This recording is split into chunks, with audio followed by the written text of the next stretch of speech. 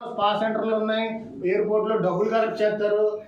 అసలు ఏమీ సంబంధం లేకుండా ఇవన్నీ ఇంకొకటి రాశారు. తండ్రి అధికార ముసుగులో కొడుకు చావు దొరుకుతున్నాడు. చావు దొరుకుతున్నాడు ఎవరిని వాళ్ళు చావు దొరుకుతున్నాను, మరి వాళ్ళు ఎక్కడెక్కడ పట్టుకున్నాను కదా. తండ్రి అధికారం నిజంగా నేను కానీ వాడుంటే వాళ్ళు ఇలా రెచ్చిపోదురా. తండ్రి అధికారం నిజంగా చూపిస్తున్నాడా, ఆయన నిజంగా మూడో కన్ను తెరిస్తే వాళ్ళు నిజంగా ఉందిరా. తండ్రి అధికారం వాడినట్టు మీరు నిరూపిస్తే ఒక ఎస్ఐ స్థాయి కానీ ఒక డిఎస్పీ స్థాయి కానీ ఆయనతో ఫోన్ కాల్ చేయించాను అంటారా? నో. ఈరోజు ముఖ్యమంత్రి గారిని మొన్న కలిశాను, మీరు అందరూ ఏముందిలే పెందుతు వెంకటేష్ గారు ఫోన్ చేసి చెప్పుంటారు. నో, మీ అందరి దగ్గర వెంకటేష్ గారి నెంబర్ ఉంది. ఆయన నా ఇండివిజువల్ మా కాంటాక్ట్లో ఎవరికి ఉండాల్సింది వాడికి ఉంటుంది. తండ్రి అధికారం ముసుగులో తండ్రి అధికారం పెట్టుకుని మేము వెళ్ళట్లేదు. మా పోరాటం మేము చేస్తున్నాం, మా సేవ మేము చేస్తున్నాం. మా కార్యక్రమానికి దయచేసి అడ్డు తొలగండి. మేము సేవ చేయడం మీకు నచ్చకపోతే మేము ప్రజలకు సేవ చేస్తున్నాం కదా సార్. విద్యార్థులకు ఫీజు కడుతున్నాం, వైద్యానికి అందిస్తున్నాం. మీ అందరికీ తెలీదా? ల్యాప్టాప్లు ఇచ్చాం. ఇక్కడ తండ్రి అధికారం పెట్టుకుని నేను ఏం చేశాను? ఇప్పుడే కాదు, 10 సంవత్సరాలు ఎమ్మెల్యేగా నా పేరు ఎక్కడైనా మీరు విన్నారా? ఎటువంటి దందాల్లో నేను కానీ నా మిత్రులు కానీ పాల్గొన్నారా? 3 మండలాల్లో రియల్ ఎస్టేట్ మాఫియా చేసామా, ఇసుక మాఫియా చేశానా, మద్యం దుకాణాలు నడిపామా, మట్టి అమ్మామా, కొండ తవ్వామా, ఏం చేశాం? ఏంటి సార్ ఇది? తండ్రి అధికారం ముసుగు నిజంగా ఆయన అధికారం వాడితే రెచ్చిపోదరెల్లో నిజంగా నా కారు అడ్డు కూర్చుంటారా? అయినా కూడా ఓపిక, సహనం అనే ఒక పదానికి బ్రాండ్ అంబాసిడరే పెందుతు వెంకటేష్ గారు. అంటే మన పార్టీయే, ఎప్పటికైనా మన కుటుంబమే, ఆయనతో తిరిగిన వాళ్ళే, అవునా కదా? దీంట్లో అందరూ ఇప్పుడు మీరు ఒకటి గమనించాలి, 100% ఇన్ఛార్జ్ గారికి దీంతో సంబంధం లేదు. ఆయన వెనకాల ఉన్న ఒక మాకు ఇన్ఛార్జ్ గారు అంటే గౌరవం. మీ అందరికీ ఈరోజు ఒక క్లారిటీ ఇస్తున్నాం. ఎప్పుడు కలిసినా వడ్డన్నా బాగున్నారా, మేము ఆయనతో కాదు, ఆయన పొరపాటు పడుతున్నారు, మాకు ఆయనతో పార్టీ ఆదేశించి ఇన్ఛార్జ్గా నియమించారు. పెందుతు వెంకటేష్ గారు సహకారం అందించారా? వ్యతిరేకంగా పనిచేయమని ఎక్కడైనా చెప్పారా? చెప్పండి సార్. ఎవరంటే ఒక నలుగురు, ఆ నలుగురు ఆ పేర్లు చెప్పండి సార్. నేను చెప్పను, అది కాలం నిర్ణయిస్తుంది. మీకు తెలుసు.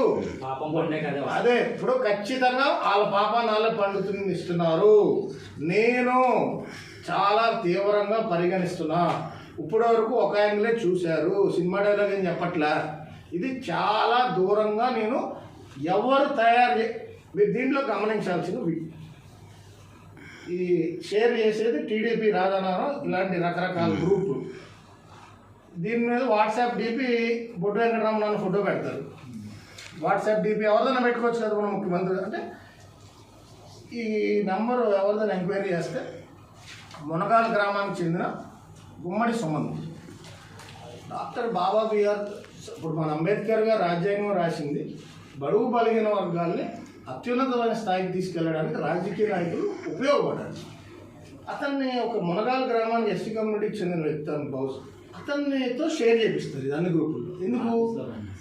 ఆయన ఆఫీస్లో వీళ్ళు చెప్పడం, ఆయన అక్కడెక్కడో పని చేస్తాడో, చిన్న కుర్రోడు అతను 21 years 20 సంవత్సరాల పిల్లోడితో ఇలాంటి తప్పుడు పనులు షేర్ చేపిస్తారు. నిజంగా దమ్ముంటే, ధైర్యం ఉంటే, ఎవడ క్రియేట్ చేసి టైప్ చేసి వాడు పెట్టమనండి, వాడు మళ్ళీ ఉంటాడా నియోజకవర్గంలో?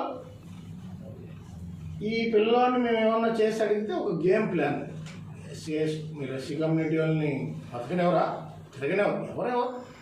మా కుటుంబం ఏ కమ్యూనిటీ వచ్చి సహాయం అడిగినా గడప తొక్కితే సహాయం పొందే వెళ్ళారే తప్ప ఎవరిని మేము బెదిరించలేదు. మమ్మల్ని ఎన్ని మాటలన్నా సహనంతో తీసుకున్నాం. కానీ ఇలా రెచ్చగొడితే తిరిగి ఇచ్చేస్తాం. మీరు ఎవరికి చెప్పుకున్నా దీంట్లో భయపడేది లేదు. వ్యక్తిగతంగా దోషణలకి వ్యక్తిగతంగా మీరు ఒక వ్యక్తిని అతనేం చేతగానోడనో ఎవరికి ఉండాల్సింది వాళ్ళకు ఉంటుంది. త్వరలో లోకల్ బాడీ ఎలక్షన్స్ కూడా రాబోతున్నాయి. దయచేసి ఇటువంటివి ఒక నలుగురు లబ్ధి కోసం, నలుగురు ఉనికి కాపాడు కోసం ఇన్ఛార్జ్ గారు ఫోటో పెట్టి ఆయన గ్రూప్లో ఇలాంటి షేర్ చేస్తే రేపొద్దున నేను మొదలు పెడితే తట్టుకుంటారా? వాళ్ళు పెట్టారు కదా, మేము డెస్క్టాప్ దీనికన్నా డబల్ పెడతాను. మన డోస్ కొంచెం గట్టిగా ఉంటుంది, ఇంకా డీప్గా స్పా సెంటర్లో ఎవరు పని చేస్తున్నారో కూడా రాస్తారు. పోలీసులను అవమానపరుస్తూ ఇది మళ్ళీ ఏదో ప్రయత్నాలు అంట. అంటే పోలీసుని అవమానపరుస్తారు, ఎయిర్పోర్ట్ని అవమానపరుస్తారు. వీళ్ళ లబ్ధి కోసం ఎవరినైనా వీళ్ళు తప్ప అందరం చెడ్డోళ్ళే. మా మీద బురద చల్లేయాలి, మేము తుడుచుకోవాలి. వాళ్ళు స్తంభాలు రాడ్డు దింపారు, వేరే రాడ్డు దింపారు. ఒకటి సార్, ఇక్కడ చర్చి ఏం పెద్ద ఇంటర్నేషనల్ సమస్య కాదు, అధిష్టానికి వేరే పని ఏమి ఉండదా? ఇప్పుడు ఒక ఇన్ఛార్జ్ గారిని మేము తప్పు పట్టాం కదా, ఇన్ఛార్జ్ గారికి ఆయన ఇంక వేరే పని ఉంటుంది ఏంటి? ఇలాంటి చెత్త నా కొడుకులారు ఎవరు రాస్తున్నారో చూడండి, ఆయన దృష్టి కూడా తీసుకెళ్తాం. ఆయన తెలియకుండా జరుగుతుందా లేదా? అప్పుడు ఆయన వెనకాల ఒక శక్తి ఉంది. ఆ శక్తి మరి ఇలాంటి వాటికి గత నియోజకవర్గంలో కూడా ఇదే స్టైలు. గత నియోజకవర్గంలో శాసనసభ్యులు కూడా మేము వాళ్ళ తాలూకు వాళ్ళని అడిగితే ఇదే వ్యవహారం సార్, ఇదే చీప్ మెంటాలిటీ. ఇప్పుడు డిపార్ట్మెంట్ వాళ్ళు మనం తప్పు పట్టడానికి కుదరదు కదా సార్. ఇద్దరు అధికార పార్టీ వాళ్ళవే, ఆయన ఏం న్యాయం చేస్తాడు? మేము ఇప్పుడు వీళ్ళొచ్చి ఇలాంటి వ్యవహారం మేము చేయాలనుకుంటే మాకు ఎంతసేపు? కానీ మా పద్ధతి అది కాదు. మేము చేసే సేవ లేకపోతే మేమేదో డే బై డే మేము మీ అందరి ముందు నేనే కదండి, తప్పులు ఉంటే సరిదిద్దుకుంటూ ముందుకు వెళ్తున్నాము. ఇలాంటివి చేస్తే ఉపేక్షించేది లేదు. వాళ్ళేదో డిపార్ట్మెంట్ గారిని ఒత్తిడి చేసి కేసు కట్టకుండా ఆపగలిగితే ఎవరికి ఉండాల్సిన నెట్వర్క్ దానికి ఉంటుంది. లా ఉంది, లీగల్గా నోటీస్ ఇచ్చి లీగల్గా రిట్ పిటిషన్ వేసి ఎవరు చేశారో దీనికి బయటకు లాగుతాను. మళ్ళీ లాగి ఆ నిందితుడి పేర్లతో వచ్చిన రోజు ఆన్ రికార్డ్, అప్పటి వరకు మా దగ్గర ప్రూఫ్ లేదు, అదే రోజు ఇక్కడే ప్రెస్ మీట్ పెట్టి ఆ లక్ష్మీనరసింహస్వామి ఆశీస్సులు మాకు ఉండగా ఇలాంటి దొండగలను పట్టుకోవడం పెద్ద పనేం కాదు. ఇది ఒక ఫ్రాడ్, ఫార్జరీ లాంటి మైండ్ సెట్ ఉన్న వాళ్ళని ఇన్ఛార్జ్ గారు కూడా ఉపేక్షించకూడదని, దయించి ఇటువంటి చర్యలు ఇక్కడతో ముగించాలని. లేదా వీళ్ళు పెడతారు, మేము పెడతాం. ఇతను వీళ్ళు పెట్టారు స్పా సెంటర్, మేము ఇంకో సెంటర్ నడుపుతారంటాం. ఎక్కడితో ఫుల్ స్టాప్ పడాలని కోరుకుంటాం. ఇలాంటివి చేస్తే విత్ ఆధారాలు ఆన్ రికార్డ్ నేను ఎవరెవరికి ఇవ్వాలో ఇదే పనిలో ఉంటుంది. మేము తప్పు చేస్తే సరే మా వాళ్ళు క్షమాపణ చెప్తారు, ఓకేనా? నువ్వు రాజకీయంగా విమర్శించుకోవాలి కానీ this is all not correct. క్యారెక్టర్లెస్గా, చీప్గా ఇలాంటివి ముందు మా వైపు మా తరపున ఏమన్నా ఎక్కడన్నా ఉంటే మీరు అంతే తప్ప ఆ పిల్లోడితో షేర్ చేయించి అడుగుతారు కదండి ఫోన్ చేసి, ఎరా ఎందుకు షేర్ చేసావు అంటే, బాబాయ్ మమ్మల్ని బెదిరించారండి, మమ్మల్ని చంపేస్తానన్నారండి. సో డ్రామా లాస్ట్ టైం ఒక పెద్దాపురం తెచ్చారు ఒక ఆర్టిస్ట్ని. వాళ్ళు రాత్రి 11ంటికి ఈ మధ్యన నాకు తెలిసిన సమాచారం ఒక మా పార్టీకి చెందిన దళిత నాయకురాలు, మహిళా నాయకురాలు, పాపం ఆవిడేదో కష్టపడుతూ ఉంటుంది, ఆవును తిడుతున్నారు రాత్రి 11ంటికి. ఇవన్నీ ప్రజల్ని వేరే వాటికి వాడుకుంటున్నారు.